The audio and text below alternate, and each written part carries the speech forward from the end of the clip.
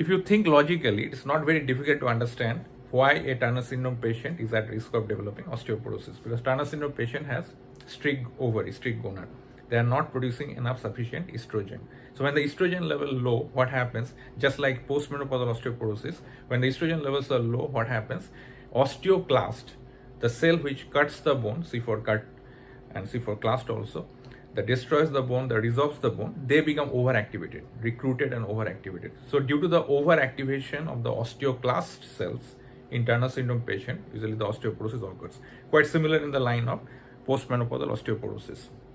Now, if you want to know the details, actually what happens when usually the estrogen levels are low, there are certain cytokine levels rises, like interleukin 1, interleukin 6.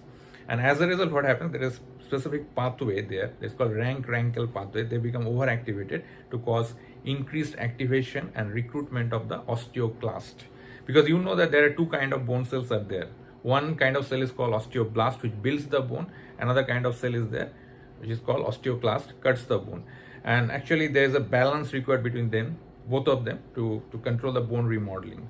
In osteoporosis, postmenopausal osteoporosis, and also in this case of Turner syndrome osteoporosis, what is happening when there is a premature ovarian function is lost, actually, that these people are more at risk of developing osteoporosis prematurely, even before menopause, because their estrogen levels are low, and that is causing increased activation of the osteoclast. Now, at this juncture, you might think that, well, males also don't have estrogen, so why not they are all developing osteoporosis? The answer to this question would be males don't have estrogen, but they have testosterone, and testosterone can also block the osteoclast activity. And males don't have andropause, unlike the females. So males are usually, in this way, they are protected from this. But males can develop another form of osteoporosis, not postmenopausal kind, that is called senile osteoporosis. But senile osteoporosis occurs due to decreased activity of the osteoblast, the cells which build the bone. Because that is osteoblast, actually, due to the aging, senile means aging, the osteoblast activity decreases. So that senile osteoporosis can affect both males and females, particularly after 75 years. So that is the reason, the connection actually here.